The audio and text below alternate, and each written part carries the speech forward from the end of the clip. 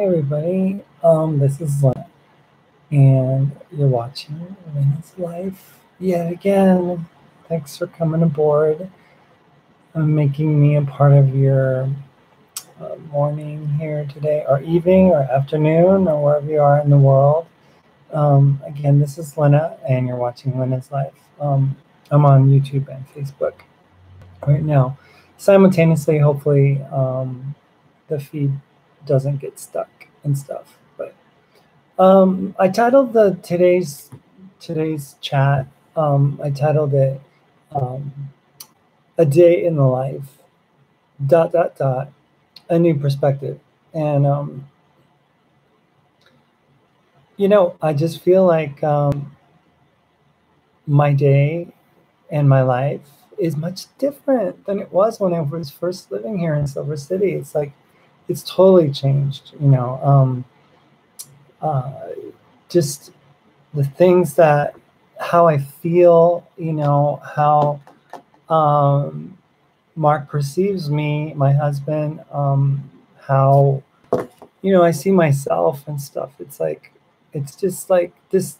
There's like this new perspective. It's like a total new way of looking at life and looking at how my role as his wife, my role as his as the person that is in charge with this um, this responsibility to take care of him. You know, I mean, that's what I signed up for. As his wife, I signed up. My role is to take care of Mark Angelo Cummings. And my needs come second compared to his. And yesterday I made him uh, the first time I've ever done it. I made him a bowl of food to eat to bring to lunch tonight today. For his meal at work and stuff. And it's like he's letting me just be his wife now. And to take care of him and to um, you know I don't know, it's just different. It's a new perspective totally, and something that was lacking in our relationship because we were letting the past kind of convolute what was happening to our present. It's like, you know, Mark and Lena weren't really falling in love with each other. It wasn't able to happen until just recently. I think Mark saw me when I was just like, so when we broke up and I decided to move to Minnesota, I was like, you know what? I'm just going to embrace myself and just do this thing just like I had said I was going to do, just like I always wanted to do. And I just, I mean, I left everything behind, back in New Mexico, all this like questioning stuff and, wondering to spirit this and that and the other. And, I mean, it was like, you know what? I'm a woman. I'm going to embrace my femininity. I'm going to embrace my womanhood. I'm going to go buy, you know, um, things that make me feel comfortable and things that affirm me.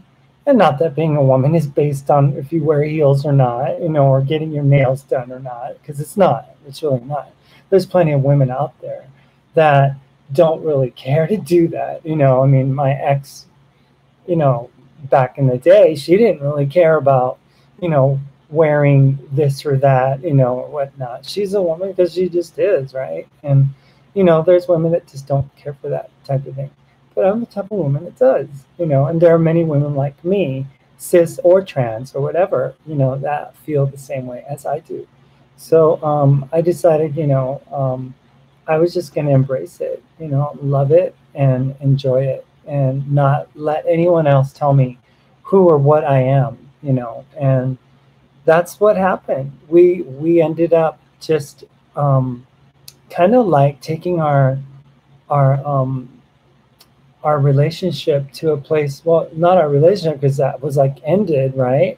But we took our reality of who we are to the level of just like you know, Mark just started, started taking tea, started transforming his body. And when I say he looks incredible, I mean, and he says, "Oh, I'm just beginning," and I'm like, "Oh my God!" I mean, you guys see his pictures. Hey, honey. Hey, beautiful. Getting ready to clock into work. Love, miss you already. I miss you too, babe. I hope you enjoy what I made for you. Yeah. So, it was like, you know, totally. Hey, Carrie. I am doing a Facebook Live and a YouTube Live.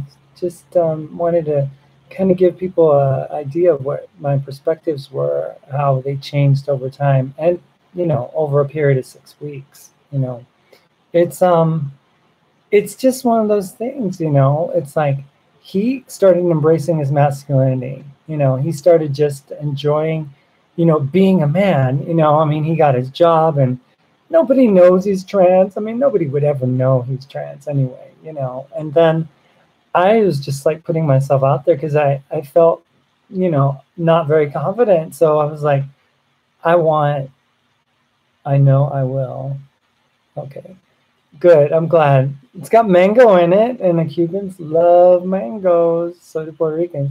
So, but it's funny. I don't even know what I put in it. Yeah, and I made it, and I was like, I don't know. I can't. I can't remember what I put in my husband's meal. Ugh, estrogena. So anyway, I still don't know. He's gonna tell me when he gets home. Bye, Mark. Bye, baby. Bye, cariño. Te quiero mucho. And I love the Spanish connection that we have because our islands, you know, we have that connection. You know. So it's it's just crazy, you know, because I mean, oh my gosh, I just like, you know, I started going to the mall a lot and just, you know, totally embracing, you know, bought some new clothes and everything and just started just really, you know, just doing it, you know, doing me, you know, and letting me be, you know, and not having to answer to anybody. It was so liberating, you know, and for Mark, I think he saw that, you know, he saw that I was changing. He was like, at one point, he's like, "Oh, you look stunning." And I was like, "Stunning? Really?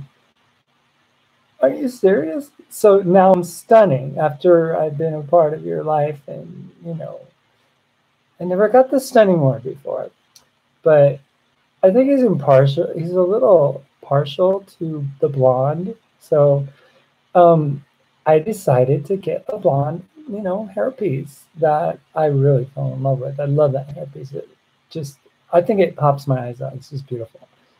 And hi, Chris. So it was one of those things where I was just, I felt so good about myself, you know, and I was getting lots of attention online, and it was like really boosting my confidence level, which had been plummeted, you know, down and stuff like that. I was just really, oh my gosh, I was just not confident, you know. And so he's getting all buff, and I'm just like embracing my femininity and get back on hormones and doing the things that I know that I need to do. And and I could see myself, you know, just accepting and changing, and it was a beautiful thing. And I think he saw that, and he fell in love with Lena, you know, because I don't think he's ever really fallen in love with Lena. But you know, that's who I am. I am Lena. You know, that's me. You know, I'm no longer the other person. You know, and it may have served a purpose, you know, for things.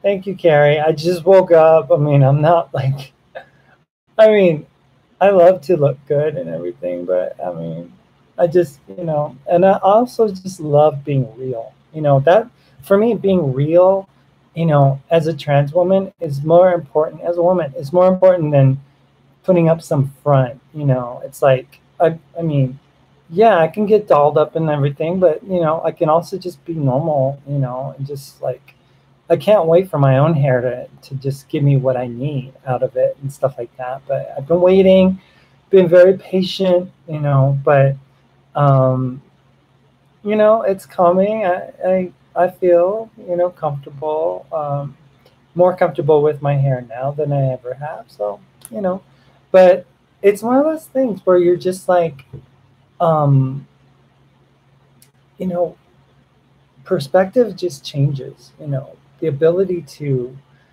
recognize the differences and stuff is just amazing. I was drawing all kinds of attention online. I mean, Mark had created for me a beautiful body, and I have, so much to be grateful to him for. I mean, I've been online in the past, on these dating sites and stuff, and then, I got back on because I wanted to engage myself and see, I had been on hormones since June of last year. So when I got all that attention and I started dating people, I was like, oh my gosh, I'm just who I am. Yeah, I used to take biotin, and I'm going to get some more biotin and stuff. Yeah, it does really help your nails and stuff like that, and your hair. Um, but I also hear castor oil is really good to grow hair as well, and longer eyelashes. You can put on your eyelashes, So there's lots of tricks and things that people have come up with in the past and stuff like that. But I mean, I just, I started doing what I needed to do. I knew I needed to go get some more lasers, so I went and got my lasers treatment done that day, or during the time I was in Minnesota. And I had a plan. I wanted to have breast, implants in the next 6 months. That was a plan that I wanted. Because I'm tired of being small-breasted. I mean, I know Carrie has her issues and stuff with her breasts and stuff, and my heart goes out to you, Carrie. I mean, it's funny, the grass is always greener on the other side of the fence, right? I mean, but I've always dealt with having smaller breasts and stuff. So um, I'm just excited. I'm excited because Mark actually wants me to get breasts, and he wants to make that happen for me. And we're talking about all the different things that we want to get done and do. I mean, nothing really terrible. I'm not looking to get any plastic surgery or anything like that. I miss my small breasts, or rather, my back misses them. I don't want big ones, really. I don't. I just want stuff, something that's going to be proportional to the size. I'm 5'10", so I mean, I just want to be able to have something that's proportional, and that fills my body out in a nice feminine way. I'm not into big or anything like that. I mean, I exercise a lot, so I want to keep it manageable, But I'm really looking forward to what's in the future, because now with this renewed perspective that we have about each other, and with regards to how we perceive ourselves and stuff, and accept ourselves, we are just at a different, I mean, like a different level. I mean, it's like a love for each other and appreciation that I don't think we ever had before. I mean, we loved each other back then and everything, and even just 2 months ago, we loved each other, yeah. And I would never say that I never loved Mark. I did, but now it's just it is just unbelievable. I mean, it's like when I say he completes me, I just feel he completes me. And the things that used to bother me about him, right? That's the funny thing. The alpha stuff that used to bother me, now I am attracted to it. I'm attracted to that stuff now. I mean, it's like now I'm like, I mean, he wants me to be careful when I go out and stuff like that. And like, you have to have some rules for yourself and all that stuff. And, it's amazing, because now, like, perspective wise, I see that his protection is not control. His protection is protection. You know, he's old school. Okay, I mean, he's not like this women's lib type, you know, believing kind of man. He's like old school, you know, where the woman took care of the man took care of the woman. There was a role that we all played in life, and you know, it's a beautiful dance. It's a beautiful dance, and for us, that is going to work really beautifully because I want to take care of him. You know, he wants to provide for me. He wants to give me, you know, I mean, he just bought me flowers. Let me show you. Let me show you. He wants to bring flowers every day. I'm not every day, but he wants to bring flowers every week. Every week. And he bought these flowers. He's like, I couldn't figure out which one I wanted to get. So I just got both of them. And I was like, dang. So I arranged them and they're gorgeous. They're beautiful. I mean, look at that. I mean, look at that. It's so pretty. Yeah. So I get flowers now. I never got flowers before.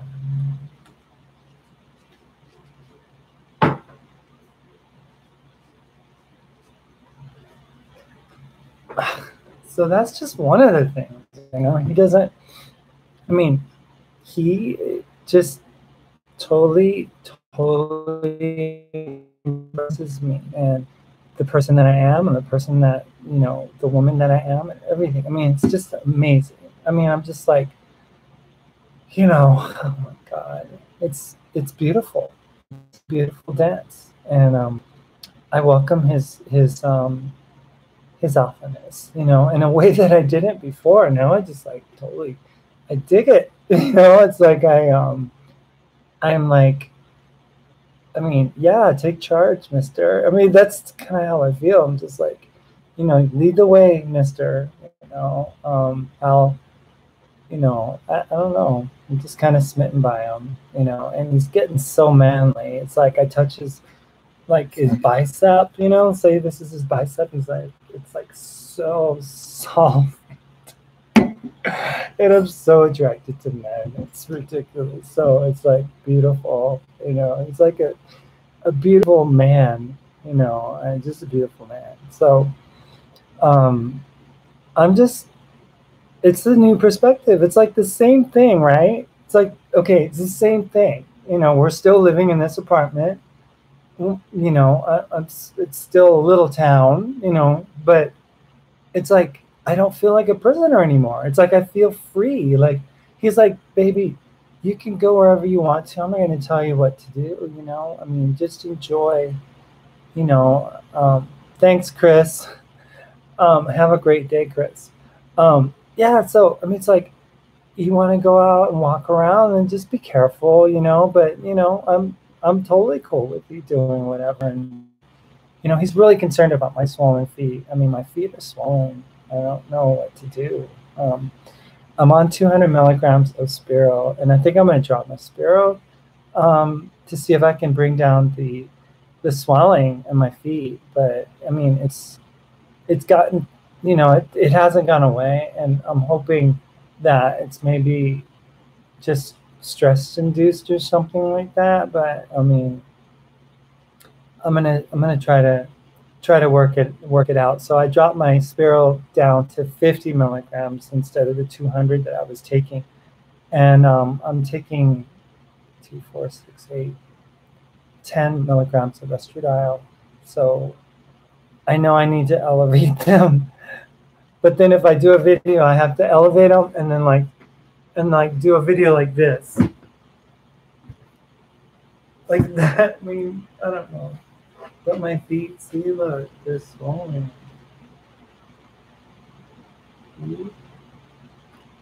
So I'm not like, that's weird. Shouldn't Spiro get rid of swelling?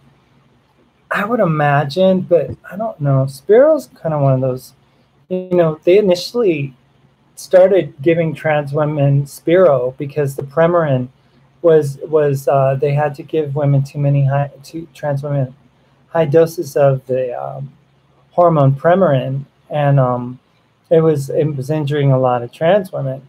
So they came up with this idea that if you give these trans women spironolactone, that you won't have to give them as much estrogen, you know. So, but I think Spiro still is a culprit in a lot of things that happen to trans women, and it's still, I think, yeah, I know. I mean, I probably show you guys what I'm looking at, um, without being too. Let me see. The camera person in me is like, okay, let's frame this right. Let's move this back. Let's make sure it's in the shot, you know. So, I mean, my feet were a lot smaller. Oh wait, maybe I should stand up. Yeah. So, I mean, my feet were smaller than that, you know, and now they're just kind of swollen. You know, I don't like it. I don't like that. You know, it's not cool. And you know, swollen feet means like kidneys that are working too hard. So, you know, Mark's concerned. He's like, I'm not going to tell you what you need to do, but I'm concerned about, you know, as a medical professional, I kind of wonder if it's the estrogen. Oral estradiol creates a lot of estrone sticking to the blood. Yeah, but I mean, I was taking injections and stuff like that, and all I have right now is my oral stuff, you know. So, yeah, I'm just kind of at a loss, you know, because I don't want to drop my estrogen dose necessarily, because I don't know. But it was only supposed to be temporarily that I was on the pill form, and I do have a prescription for estradiol valerate. So maybe I should just move over to that and just move my prescription over from where I was and then to a local pharmacy here in Silver City. Because I don't know. I'm, you know, I'm just kind of at a loss. But it sucks because my feet were a lot smaller, you know. I'll call you in a bit. I'm going to take a nap with Frankie. We had a busy day, and I want to tell you about. I want to hear about it. Yes, I do. I saw your text. I wasn't able to read it yet, but yeah. Do you just let me know what happened? I want to know everything, all the details, girl. You're gonna give me a call, and then we'll chat about it. Yeah, Mark doesn't come home till 10, so, um, but I think that sounds like a good idea. Yeah, I mean, so. I'm gonna transfer eventually over to the Valerate sooner than the 2 months that I was told probably to do it, you know, because I don't like swelling, you know, swelled feet. Plus, you know, I can't wear some cute shoes that I have, you know, because I bought some sneakers like back in February or something like that. There were these nice Reeboks and stuff. Can't wear them. They're like my feet are too fat to fit in them. It's like ridiculous. So I'm just, you know, I'm just gonna do what I need to do, you know, in order to make it happen. But hi, Lynn, over at YouTube.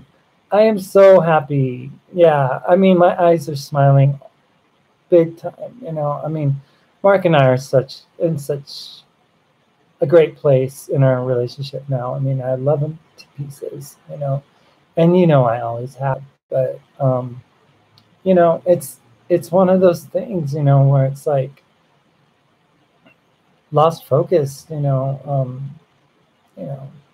without that clear perspective on who you are and what you want out of the relationship that you have with the person that you chose to marry. You know, I mean, we made vows. You know, I mean, people are like, "Well, how could you guys, if you said so many mean things? I mean, you called him a demon monster." I mean, yeah, I did. He let me know about it too, and um, you know, yeah, I'm not looking to get wide shoes or anything either. But yeah, and I said things that I shouldn't have said out of hurt, you know, and that's the key though. We need to realize that when people do things, sometimes it's out of hurt. And when you can get past the fact that it was not a sincere, like defined understanding of who you think that person is, you could say so many things out of hurt that, you know, are meaningless, really. You know, so me calling him a demon monster, cheating, like, you know, ripping me off, all that stuff. It's just like I was like digging for excuses to get back at him because he was throwing things. He was throwing mud at me. I was throwing mud back. He was throwing more mud. I was throwing more mud back. You know, it's like, but at the end of the day, we were having a lover's spat. You know, a lover's battle, really, because it was like a nuclear war at one point. I mean, I even called the St. Paul Police Department. Okay, this is how livid I was because, you know, he was going after me and stuff. And I called them and I asked them, you know, we get a restraining order and blah, blah, blah. He's like, you're going to have to go to the court. And then that day I ended up calling up Mark that evening and I said, look, let's just not take this level. This is not worth it. I mean, we care for each other too long for this to happen, you know, to like dissolve into this kind of tit for tat fighting, you know, cat scratching, you know, nastiness, you know. And sure enough, he said, you know, if you're not going to do anything, I'm not going to do anything. So just, you know, if you just don't say anything about me. And, you know, I mean, but from that point to where we are now in our relationship, it's like a miracle. It's a beautiful, beautiful miracle. And I see things from a totally different perspective. I just do. I mean, we're planning on, you know, like getting an apartment in the next month. We're going to look at it. Not when, it's not an if, but we are going to move. We're just like tired of living in this, you know, I mean, this is great because it's better than what I had when I was living at Paula's place. And no diss on Paula. Paula was awesome, you know, and I totally appreciate her and everything that she did. And I want to make a separate video to thank her personally for all the things that she did for me. I mean, there were times when she even went to Costco and bought me fruit, you know. I mean, this woman was an angel, you know. So I have lots to say about Paula in that regard, you know, and I feel bad about what happened before I left and everything. But you know, it's one of those things, you know. It's like, oh my gosh, guess what, you guys? I just woke up to a charge of 4207 on my card from Planet Fitness. Apparently, I don't even know what to say. It's the annual fee, you know, they charge you, right, for these contract things, right? I paid $23.72 a month for Planet Fitness, and I called to cancel it, and they're like, well, you need to come in person, or you need to send a letter. A letter? It's 2018. You guys don't freaking have an online cancellation, you know, web page or something that we could just process this? No, we need a letter. Some people say it needs to be certified. And then, or you can also go to the club yourself, because each one of them are independently owned and operated.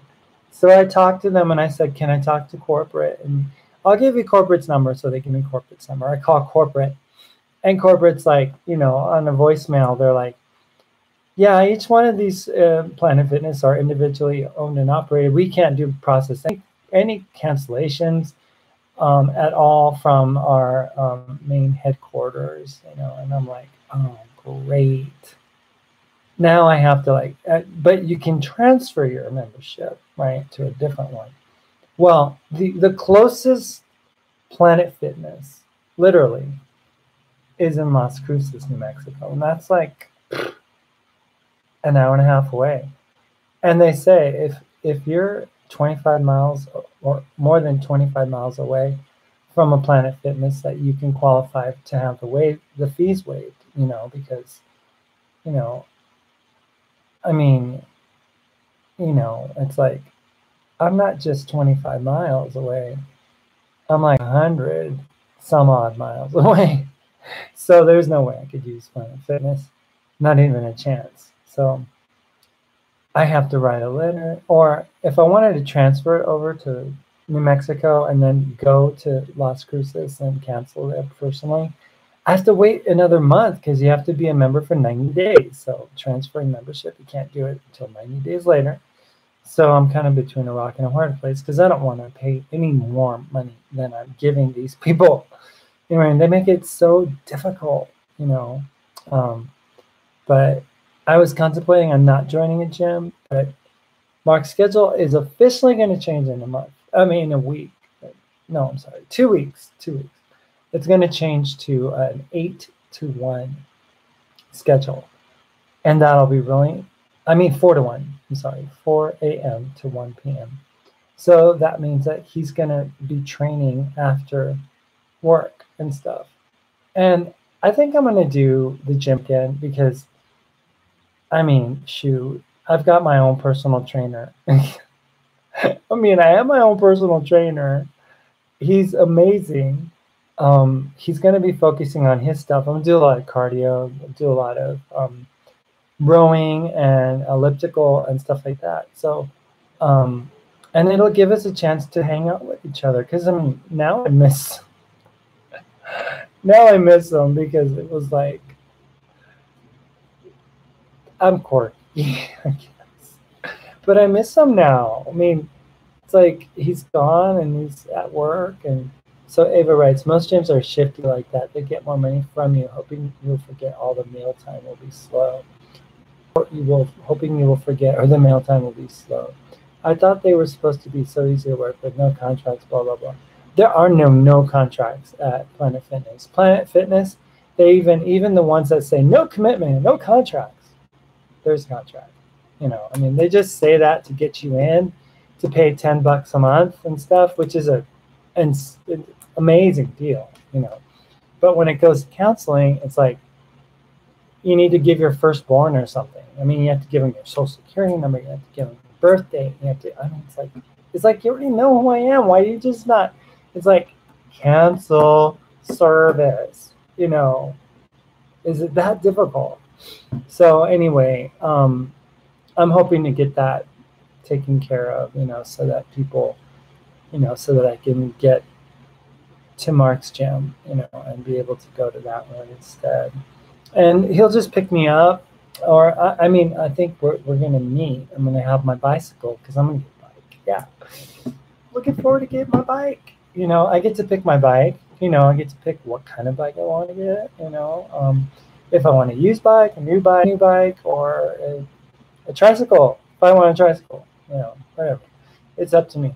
So I'm going to get a bicycle next month. And we talked about it. We said that after we move and stuff, we'll get the bicycle because I don't want to deal with having to move the bicycle and stuff with the move and everything. So we're going to do that. We're going to get 2, not just 1. We're going to get 2 kitties. Yeah. So I get fresh flowers on the one hand. Fresh flowers. And then I get kitties, my bicycle. I have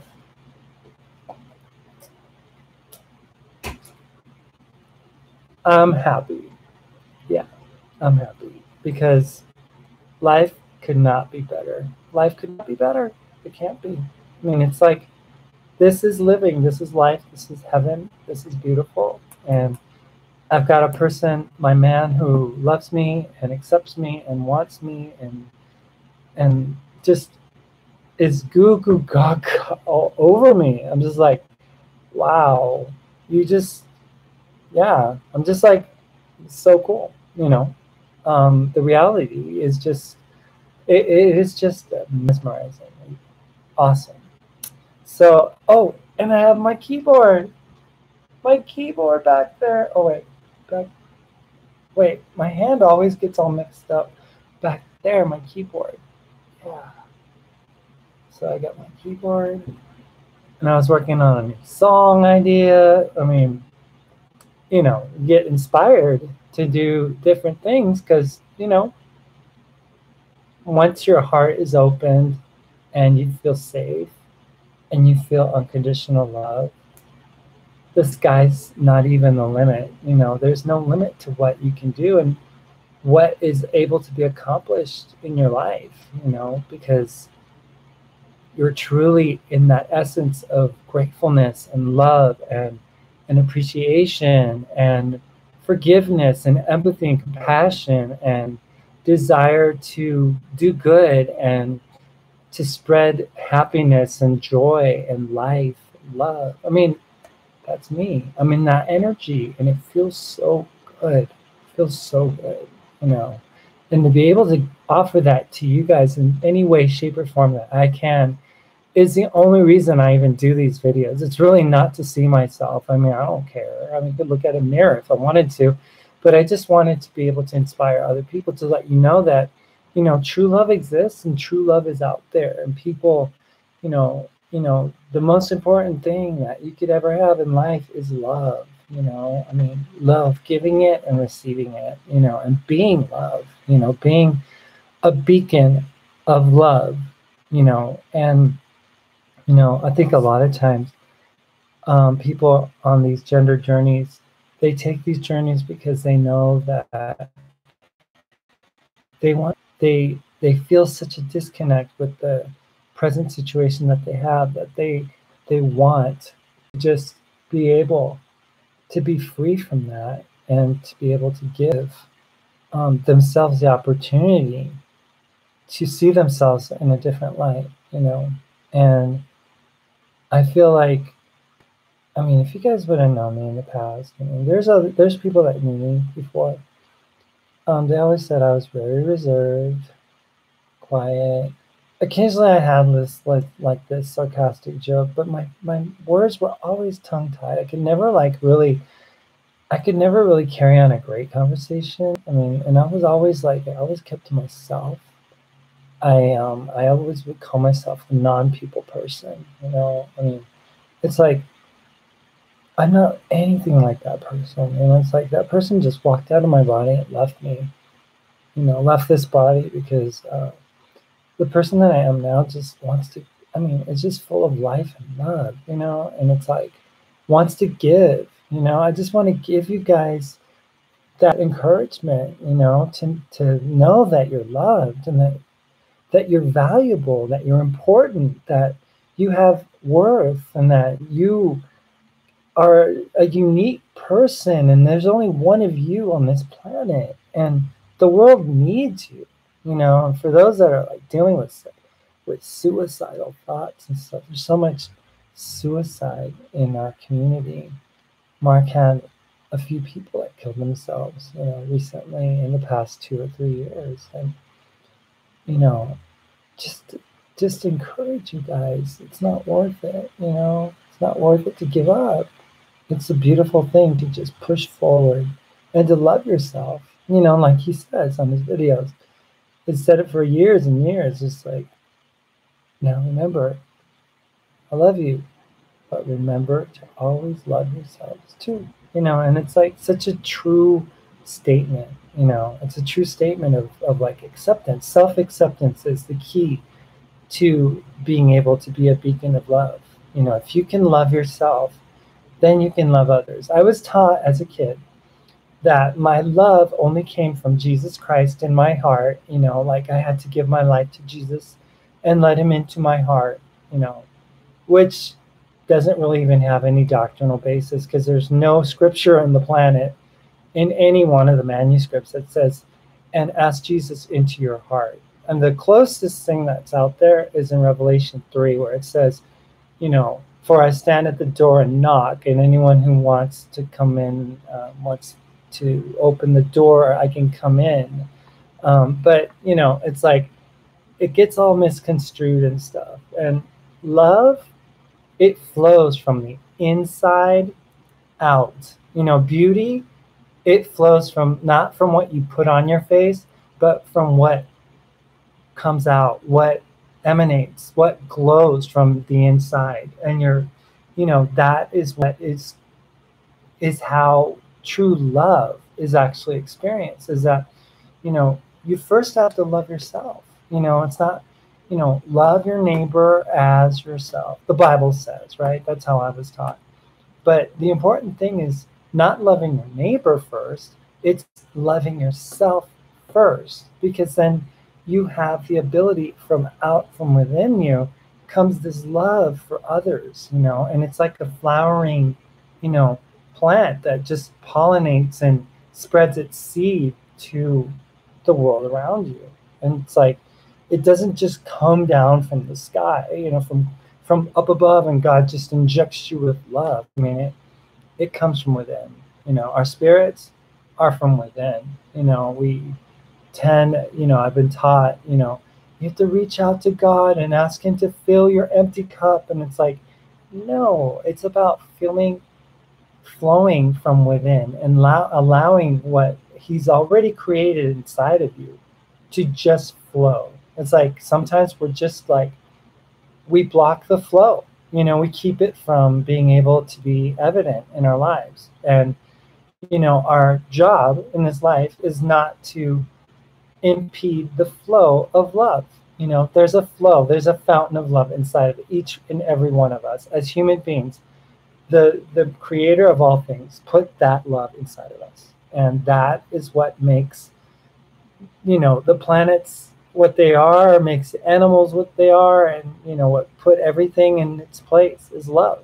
So we are love, and love is what flows from within us. And the world and all the things that we deal with and everything taints our views of love, and then we feel like we're not worthy of love, of receiving love, of giving love. And the truth is that we are worthy of giving love. We are worthy of producing love. We are worthy of receiving love. I mean, we're worthy of all of it. It's our human right to love and be loved, and it's our human right to accept everyone, regardless of their color, skin, their gender identity, their races, their sexual orientation, their political affiliation. It doesn't matter. It doesn't matter. You know why? Because love doesn't care. Love doesn't put a mark on what's capable, what's qualified to be loved and what's not qualified to be loved. It doesn't look on the outside. It looks on what's within. And within each and every one of us as human beings, we are instilled as humans that is eternal, to love and to be loved and to give love. And that's our journey in life. That's why I'm here. That's why I say what I say. That's why I do what I do. And I'm not on here to make any money. I don't care. My channel doesn't even make me a buck. I don't care, but I do care if I can help somebody, if I can encourage somebody, if I can make them smile, if I can give them a better day, just by just smiling at them and saying, you guys are worth it. You're worth more than you think,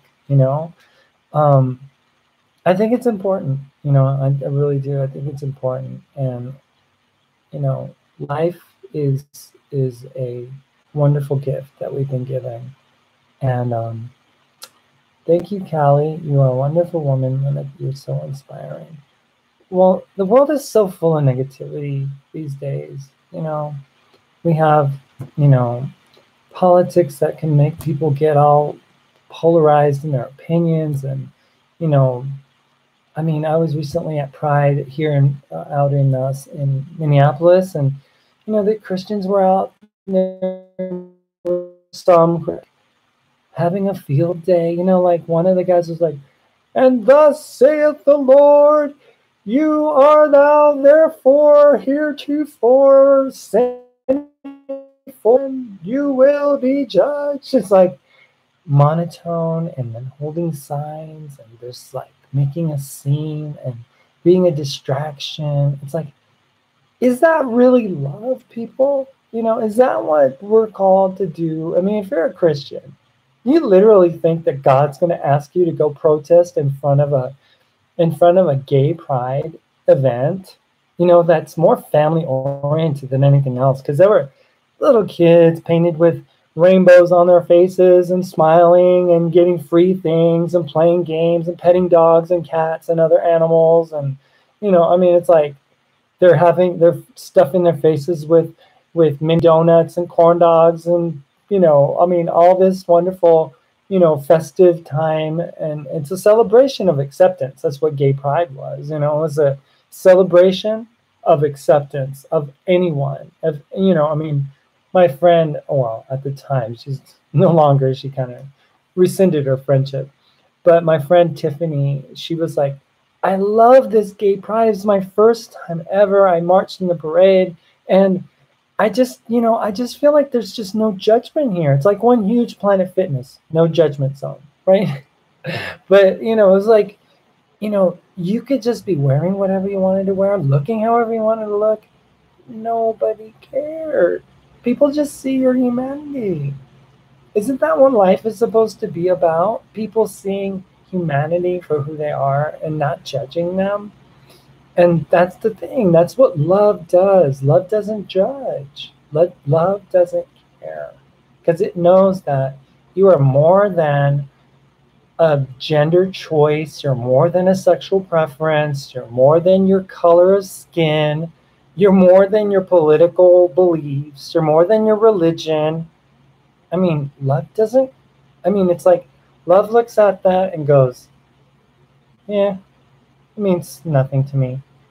You know, you know, it's like there was this woman that I was able to hang out with, well, not hang out with, but I was leaving Pride, and we saw these people protesting, you know, and I'm, you know, I was a Christian.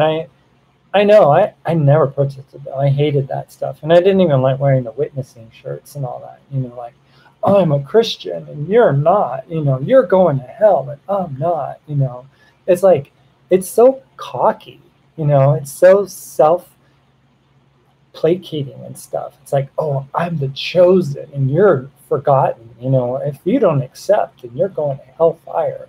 You know, and it's like, so this woman, she looks at me and she goes, I just feel like hugging you in front of those people over there. What do you think? I'm like, let's do it, you know? So we just walked over there and casually embraced in front of these protesting, sign picking people, you know, with the guy looks like he was going to read someone their last rites at the gallows in 1800s or something, like they're going to hang. And we're just like, we hugged for like a minute and embraced. And then we looked at them directly and we said, you know what? It didn't take anything for us to just care and love each other. I don't know her and she doesn't know me, but because we're humans, we choose to love each other and accept each other, regardless of anything, you know. And they just didn't have anything to say, you know. I mean, it's like, duh, you know, it's like, you know, you want to be Christian, but you don't know how to love. I mean, it's like God is love, right? I mean, but with a lot of Christians, it's like God is judgment for those that don't love God or say they do, or, you know, and it's like, that's not where it's at, people. The church needs to wake up. Church, people, religion, you know, all you Christians out there who just like want to throw sticks at people like us and judge us and call us out for being like, oh, you're not living in your real gender, you're not accepting what God designed for you. It's like, you know, who are you? Did God tell you that? Or did you just, you know, did you just assume that God, you know, from what you read in the Bible, that that's how it's supposed to be? It's not like that, you know. I mean, gender, sexual preference, some of these things are hardwired from birth, okay? Some people just are not the same as you. If you don't accept it, then, I mean, don't protest against people that are just trying to live their lives. Mark and I, we're just a normal couple. We're just living our lives. Mark hasn't mentioned that he's trans at all to anybody but one lesbian that works with him at Walmart. And in the past, he was very vocal about being trans and stuff. And we just realize now, why? Why even bother?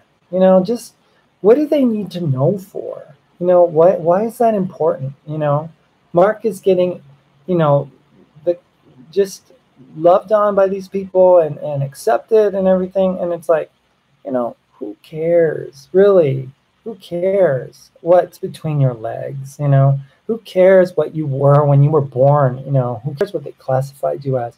If you live as you live, then you should just be allowed to live as you are. You don't have to make excuses. You don't have to tell people that you're trans and have to tell people that, they need to accept you and stuff. You just, and if you live it, you just be it, then that's all people see. They can't see anything else. They can't.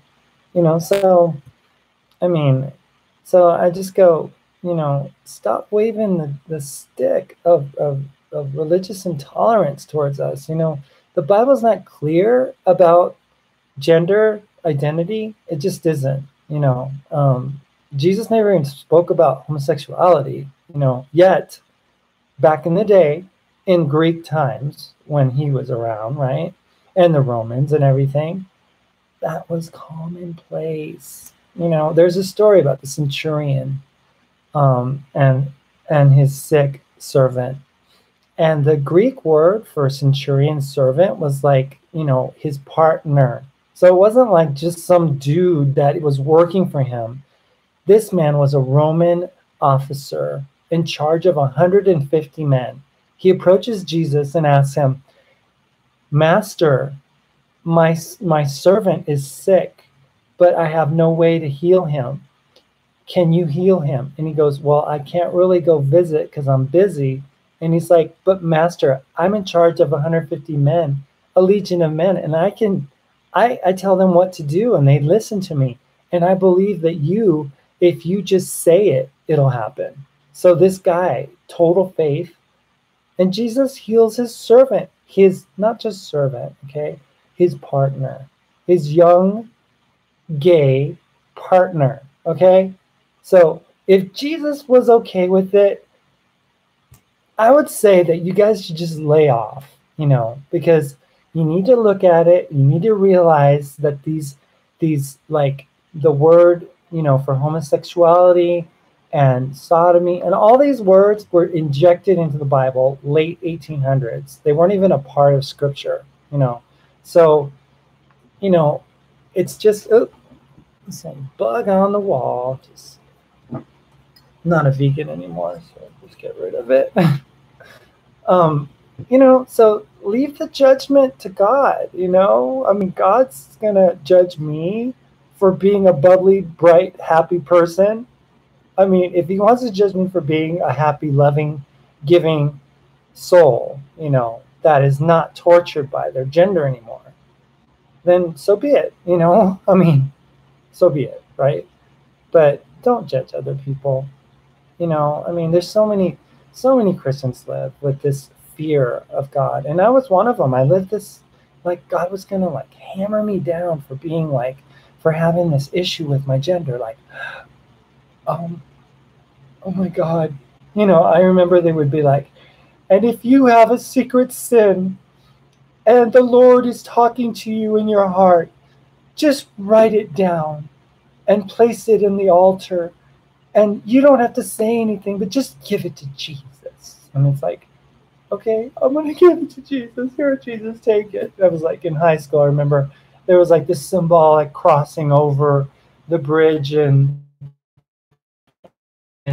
spoken sin and stuff, and throwing the sin into the proverbial fire, which they had a little bonfire and stuff like that. Ritual, I was like, God, forgive me that I want to be a woman.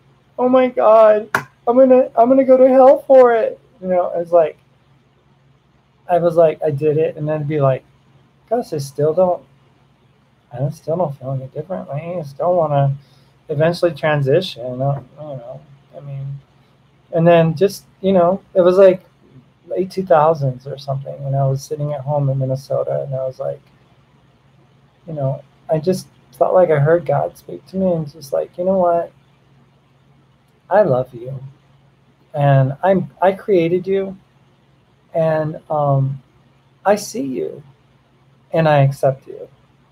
And I was like, but God, I'm really struggling with my gender. But God, I'm really having issues with how I feel about myself. What do I do? You know? And God was like, you know what? I see you as you. You know, you're a beautiful creation of mine, and I love you. And I want the best for you. So I'm just like, you know, for those people that struggle, you know, and know that your Christianity is blocking you from being able to transition and stuff, just don't worry about it. God does not see you as a sinner, you know, just for wanting to transition and make your life more complete. I mean, everybody has their own things that they're dealing with in life, and one of them that some of us deal with, not very many, obviously, because there's not that many of us out there, but some of us deal with real serious issues of gender. And do you think God wants to leave you limping along in life, hurting, in pain, struggling forever? No, He doesn't. I mean, it's like, you know, I remember my friend from high school. I told him that I was trans back in 2012, I think it was, or something. He was on his way with his daughter, cross country, stopping in Nashville. And he stopped in Nashville, and we met at the Music City. What is it? It used to be Opryland, but then they turned it Opry Mills. Yes, it was called Opry Mills, one of the big Mills malls and stuff in the United States. So he's playing. He brings his daughter to like a playland area at the Opry Mills, and then we go and sit down. And I go, John, I need to explain certain things to you that I've been dealing with, and it's a lifetime of issues. And I just wanted to confess to you and let you know that I am transgender. And he's like, what? Trans what? I'm transgender, and in the future, I'm going to transition and live my life as a woman. He goes, oh my God, really? I go, yeah. It's always been how I felt. He's like, well, you know that being transgender is like, you know, like being an alcoholic, you know, being addicted, being addicted to porn, being addicted to wanting to be a woman. And he's like, you know, that's not possible, right?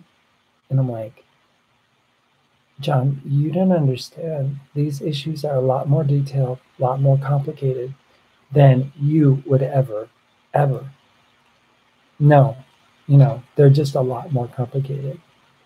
And he's like, you know, I don't think that it's right for you to want to transition because you're going against God's perfect role for you. You know, you're a dad, you have a family, you have responsibilities to your wife, you know. I mean, you made the vow, you know, and it's all true. It is.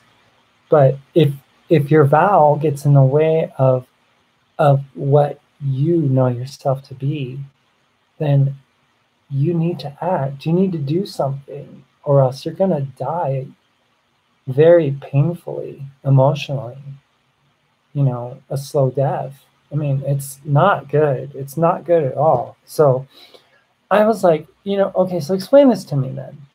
How am I supposed to accept myself? Because, well, what you're going to need to do is realize that you've already gone in too deep. You know, it's like you put your foot in the water, now you're swimming in it, you know.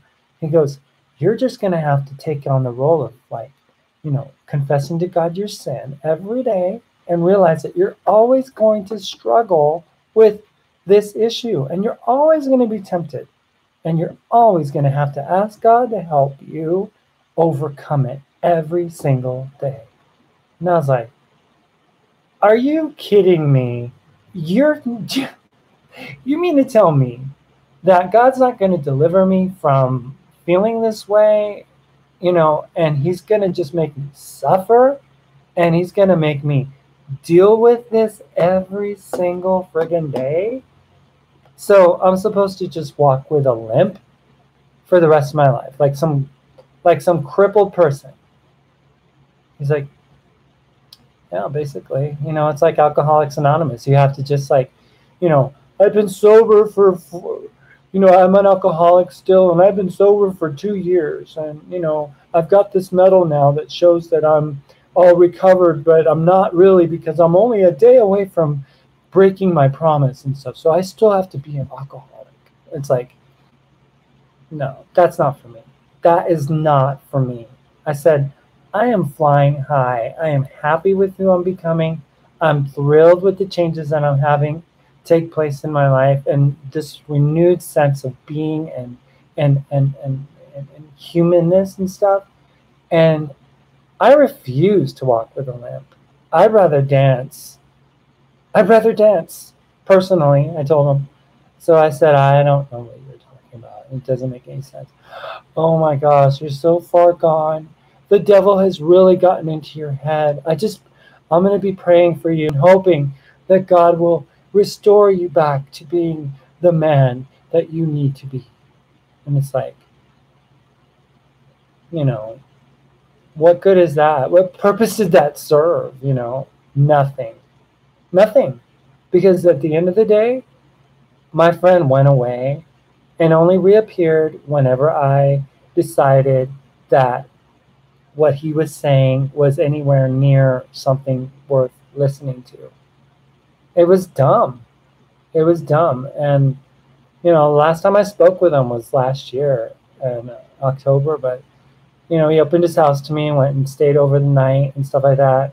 Mark had detransitioned and stuff, which was painful, right? Because Mark is such a man. I mean, it's like shaving a bear, and, he even did laser and it never worked, it never pulled any hair out, So, I mean, we get there, and, we're hanging out with him and his wife and his in-laws, and they're like super Christian and everything.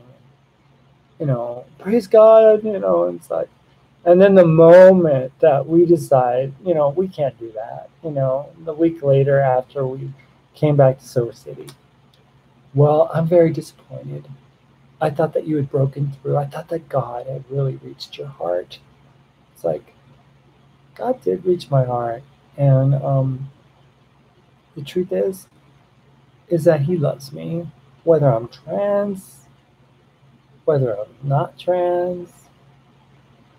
Because love doesn't care. Again, love does not care. It just doesn't care. So for those that have that kind of judging attitude, especially those within the Christian community that I was a part of for so many years, you all need to find a better way to reach out to people in the LGBT community, because if you don't do it through love, you're just a clanging cymbal, just like 1 Corinthians says. It's a clanging cymbal, and you need to read your own words and realize that you need to understand that true love, it doesn't judge. True love does not judge. And, the end of that, of that whole chapter in 1 Corinthians 13 says, out of all of these, the greatest is love. And that's the greatest, that is the greatest. And for those of you who are Christian and do accept people, and, you might not accept what we're doing or how we're living our lives, but you accept us as human beings, right? And you don't judge us and stuff. And you allow us to walk in the light that we've been given, as my friend Tyler Connolly would say, walk in the light that you've been given. People, like a person that we're not walking in as much light as you are, as a person who feels that, being trans or having gender issues is wrong, then, realize that maybe, look at it from the perspective that maybe we're not seeing as much light as you are, but we're walking in the light that we can. And there's no one on the planet that can say, that can snuff out the light that I have inside of me. I mean, there's no way that you could say that I don't have a sincere, loving, gentle, kind spirit that God has placed inside of me to love and accept people and to live and be who I am. I mean, there's nobody out there that can do that. And I'm not trying to create some other reality. I'm living the reality that I've always lived. And what was what was conjured up and difficult was the part that I had to exhibit for 40 plus years in the past. That was the struggle. And now that I'm free of that, I mean, it's like smiles everywhere. I'm like, I feel completely, comfortable in my skin. I mean, life as a married woman to Mark Angelo Cummings, and this new perspective and this new appreciation is just beautiful. I mean, it was wonderful to be out in Minnesota. I liked it there, but Mark wasn't there. I needed my Marky. So I'm back in Silver City, looking forward to visiting with some of my friends here in Silver City and even becoming better friends with some of you guys. Because, I mean, some of you guys like look at us and you're like, oh, the trans couple, oh, how cute. It's like, we're just, we're just like you. We're just regular people, and we don't want to, Mark and I don't want to make a big deal that we're trans. It doesn't really, that's just a little tiny part of our lives. It's really not, it's not the essence of who we are as people. Who we are as people are loving, gentle souls. And I just don't want to, be like the kind of person that like, well, I'm trans first, and then, and I need to let people know how, you need to accept people like us. It's like, no, I'm human first. That's it. I'm just human. That's it. No trans, nothing. I mean, yes, trans, but human first, and we all are human first. So that is what places on the same level field of life, is that we are all human and we all love and have the ability to love and have the ability to give love and receive love. So I didn't really expect this to go in this direction, but I never know what I'm going to say. I never know exactly what's going to come out of my mouth, but I just want to let you guys know that, I truly do love all of you, and I appreciate the support that you've given Mark and I in the past. And we look forward to, being able to enrich your lives in any way, shape, or form that we can, but we also want to let other people know that, we're not going to tolerate negativity. And if people are negative towards us, we'll just block them and cut them out, because life is too short to receive negativity from others. It's way too short. And it damages, for me, it damages me when I read negative comments, and online can be so nasty. So if you have, I was always taught, it's the same in Latin America as it is in the United States. If you don't have anything nice to say to people, don't say anything at all, and that's the truth. That's the truth. But I better get on with my day. Thank you guys so much for listening. I am truly grateful for this new perspective and this new role that I have to play in life. And I'm fully embracing it, and I'm loving it, loving it, loving it. So I'm going to finish up. I was able to get much of it done. I mean, amazingly, the bedroom, it's so clean in here. Oh my gosh, it's just so clean. And I've got some stuff back there, like that I need to clean up. I'm gonna play. I'll probably like do a song or something. Put up a song today. So many cool things. We're gonna look into. Mark has a day off on tomorrow. He's got a day off tomorrow, so we're gonna catch up and go for a walk. It's so amazing.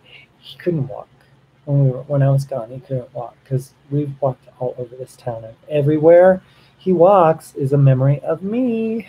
It's a memory of me. So he couldn't walk. He couldn't just enjoy Silver City.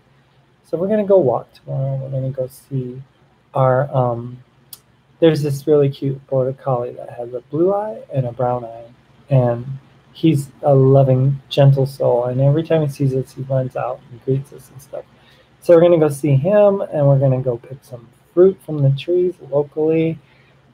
We're probably gonna go buy some food at the co-op. And, I mean, life again in Silver City is not like in the city, but it's a beautiful life, and it's a beautiful city. Beautiful little town with lots of um, lots of things to offer. Lots of peace. To offer. I mean, it doesn't have all the amenities of a big city, but you know what? I had my share of mall time. I really did. I spent so much time at the mall. I went to Maplewood Mall. I went to Rosedale Mall. I went to Mall of America umpteen million times. Back to Maplewood. Back to the Mall of America, over to like Kohl's and Kohl's not that much, to the thrift stores, to the Salvation Armies. I mean, I did a lot of window shopping. Not a lot of shopping, but I did go window shopping a lot, and it was great. And I rollerbladed and biked and had a great time. It was like vacation, So now that I'm back from vacation, and it's home for me, and it's not a prison because I see it as in a different way now. I mean, a new perspective. A day in my life is just different now. I have to make my husband his meal for tomorrow, so I'm going to work on cooking something up that he would like, and then cleaning up in here, and writing some notes down about what I need to get done, and you know, typical housewife stuff probably. Is that what they call it? So I'm just gonna be a typical housewife and enjoy and make sure that when he comes home that he doesn't have to feel stressed out or anything, and he can relax and we can just enjoy each other and the company, and it can, just feel comfortable, because he works hard. I mean, he works, oh my God. I went to visit him at work. He's getting burned all the time because there's like these big hot grills that he has to deal with, and rotisserie chickens and all that stuff. And just to let you guys know, there is not one single item at the Walmart deli that is worth eating. Everything's prepackaged. Everything is like not good for you. It's dangerous food, really. And he says, I would not touch it with a 10-foot pole. Even the salads, my sister was like, I love this salad that they make. And it's like, well, that's great, but it was packaged about 5 days ago. It's not fresh. It's like really not a great place. So anyway, he works hard though. He comes home and he's got to take a shower and he's greasy, right? Because he's got to deal with all that oil and stuff that he's working with and everything. So he's really oily and he just feels grungy. So he takes a shower and then we have a late night snack. We'll make like a sandwich with avocados and sprouts, and he'll make it shake and all that. And so I'm just so happy. Just very, very happy these days. I think you guys could tell. But just want to be real. Just want to keep it real with you guys. And, we've contemplated on getting off of social media. But then the haters win. So we're thinking about just not disabling comments on our YouTube videos so we don't have the negativity from people. But who knows? We'll figure it out. We want to help. We want to be able to be a blessing to those of you that like us and stuff. And inspire those that are struggling, with their gender and issues with regards to that. Transition, young, but I guess I've rambled long enough. It's been an hour, 15 minutes, 90 minutes online. Who does that, right? Um, you have to have a life to not be on that much. I guess I don't have a life. Anyway, I love talking, so I love chatting with you guys. So you guys have a great day, and I don't really know how to say goodbyes and all that stuff because I'm terrible at closing. It's like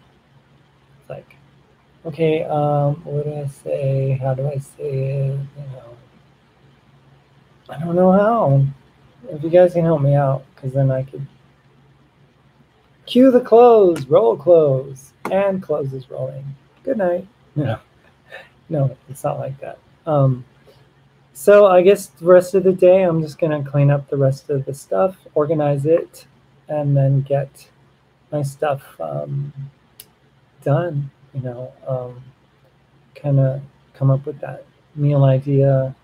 I've already contacted Planet Fitness today, so they told me the grim reality that I have to mail a letter. And it's like, in this day and age, snail mail, really? They do it because they don't want it to come, and they don't want you to receive, for them to cancel. So I get it. I'll have to send a certified letter, make sure that they received it, and make sure that they have it, and go through the whole ritual. I'm going to try to get my fees waived because I don't live anywhere near a Planet Fitness. So hopefully I get that.